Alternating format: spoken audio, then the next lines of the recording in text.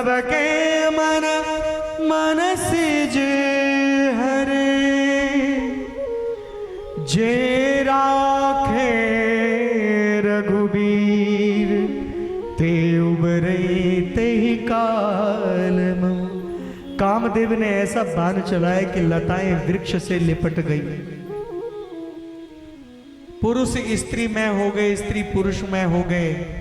बड़े बड़े साधक सिद्ध ऋषि मुनि ज्ञानी जो भगवती प्रभु की करते थे, स्त्रियों के रूप लावण्य नेत्र कटाक्ष की तरफ बढ़ने लगे।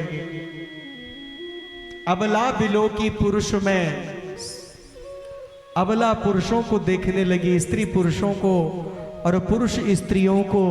इस प्रकार से ऐसी स्थिति बन गई जैसे कली काल में चल रहा है। धरि न काहू धीर।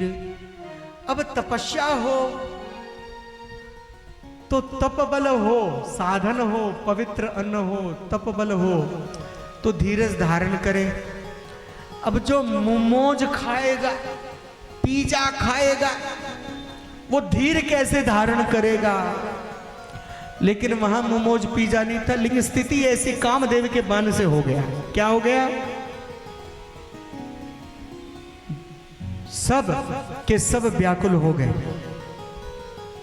कोई धीर धारण नहीं कर रहा है। क्या कामदेव में इतनी शक्ति है कि सबको पिघला दिया? बोले हां जी। कोई भी नहीं बचा? बोले बचा ना। बोले कौन?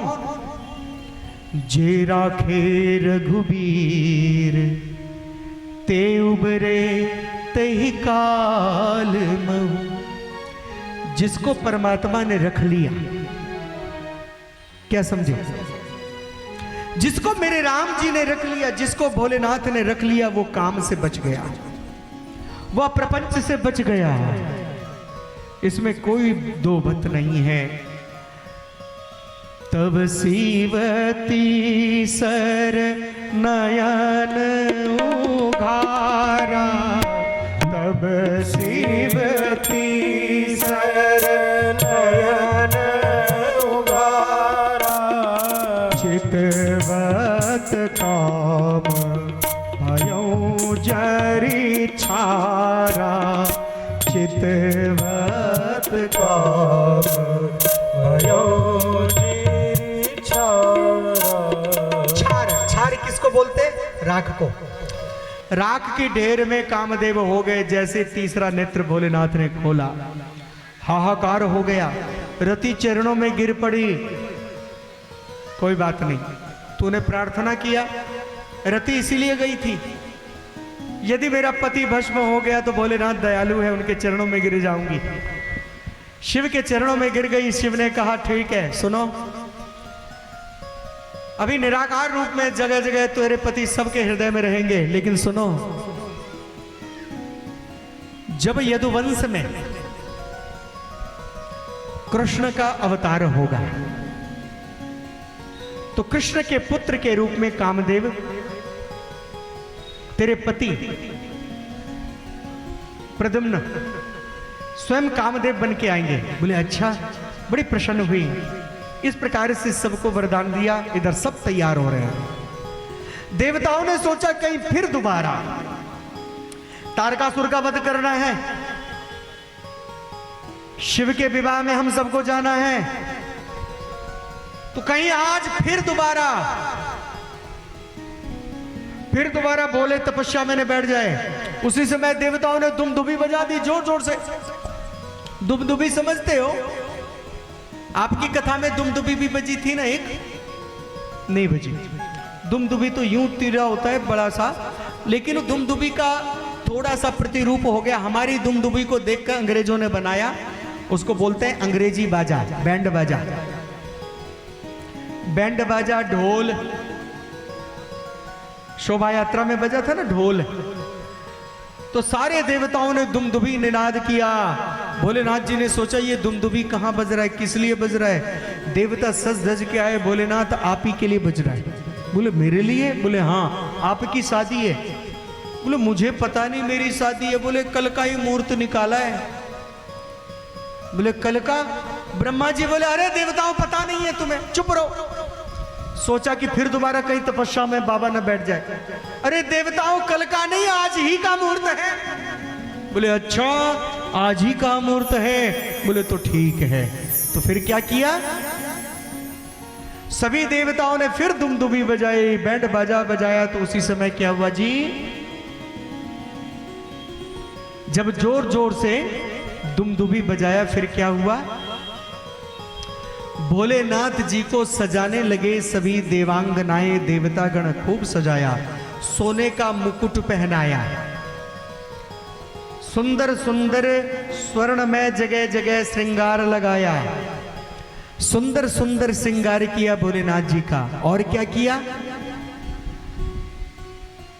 अच्छे उच्च श्रवा वंश के घोड़े लाए, रथ तैयार किया, बोले घोड़े पे बैठेंगे। लेकिन क्या हुआ जी, अरे बोलो ना, समस्त देवताओं ने सजा दिया। अब कहने लगे चलो। तो भोलेनी जी ने देखा नंदी की तरफ, नंदी, अब नंदी तो मुंह को सिकोड़े हुए हैं, उदास हैं, बड़े उदास हैं, बहुत उदास हैं भोलेनाथ जी। बोले क्या हुआ, तुम उदास क्यों हो? बोले क्या बताऊं? अरे बताओ तो सही, क्या बताने वाली बात नहीं, तुम बताओ उदास क्यों हो? बोले हे प्रभु